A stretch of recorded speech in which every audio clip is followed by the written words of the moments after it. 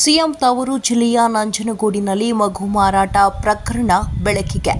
14,000ಕ್ಕೆ ಹೆಣ್ಣು ಮಗು ಮಾರಾಟ. ಮೈಸೂರು ಜಿಲ್ಲೆ ನಂಜನಗೂಡಿನಲ್ಲಿ ಮತ್ತೆ ಮಗು ಮಾರಾಟ ಪ್ರಕರಣ ಬೆಳಕಿಗೆ ಬಂದಿದೆ. ಕೇವಲ 14,000ಕ್ಕೆ ಹೆಣ್ಣು ಮಗು ಮಾರಾಟ ಮಾಡಲಾಗಿದೆ ಎಂಬ ಆರೋಪ ಕೇಳಿಬಂದಿದೆ.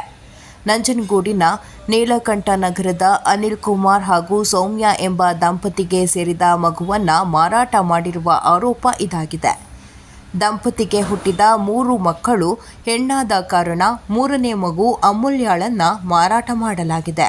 ಗುಂಡ್ಲುಪೇಟೆ ನಿವಾಸಿಯೊಬ್ಬರಿಗೆ ಮಾರಾಟ ಮಾಡಲಾಗಿದೆ ಎಂದು ಹೇಳಲಾಗಿದೆ. ಮಗು ಮಾರಾಟ ಆಗಿದೆ ಎಂಬ ಮಾಹಿತಿಯೊಂದು ಅಂಗನವಾಡಿ ಕಾರ್ಯಕರ್ತೆ ಲಾವಣ್ಯ ಎಂಬುವರಿಗೆ ದೂರು ಬಂದಿದೆ. ಕೂಡಲೇ ಲಾವಣ್ಯರವರು ಶಿಶು ಅಭಿವೃದ್ಧಿ ಯೋಜನಾಧಿಕಾರಿಗಳ ಕಚೇರಿಗೆ ಮಾಹಿತಿ ಮುಟ್ಟಿಸಿದ್ದಾರೆ. ನಂತರ ಸ್ಥಳೀಯ ಮುಖಂಡರಾದ ಅನಂತ್ರವರಿಗೆ ತಿಳಿಸಿದ್ದಾರೆ.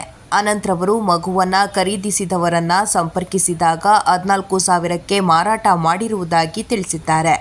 ನಮಗೆ ನಮ್ಮ ಹಣ ಕೊಟ್ಟರೆ ಮಗು ಕೊಡುವುದಾಗಿ ತಿಳಿಸಿದ್ದಾರೆ.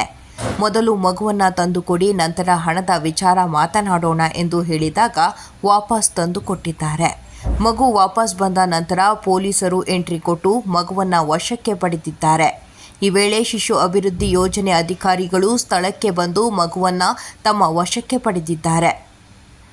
ಮಗು ಮಾರಾಟ ಮಾಡಿದ ಪ್ರಕರಣ ನಂಜನಗೂಡು ಟೌನ್ ಪೊಲೀಸರ ಗಮನಕ್ಕೆ ಬಂದು ನೇರವಾಗಿ ಎಂಟ್ರಿ ಕೊಟ್ಟು ಮಗುವನ್ನು ಮೈಸೂರಿನಲ್ಲಿರುವ ಶಿಶುಪಾಲನಾ ಕಚೇರಿ ಅಧಿಕಾರಿಗಳ ವಶಕ್ಕೆ ಕೊಟ್ಟರು. ಯಾರ ವಿರುದ್ಧವೂ ಇದುವರೆಗೂ ಪ್ರಕರಣ ದಾಖಲಿಸಿಲ್ಲ.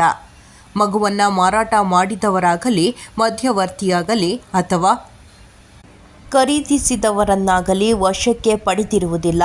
ಪೊಲೀಸರು ಈ ಕೇಸ್ ಮುಚ್ಚಿ ಹಾಕಲು ಹುನ್ನಾರ ನಡೆಸುತ್ತಿರುವರೇ ಎಂಬ ಅನುಮಾನ ಹುಟ್ಟಿಕೊಂಡಿದೆ. ವರದಿ ಜಯಶಂಕರ್, NKS TV4, ನಂಜನಗೂಡು.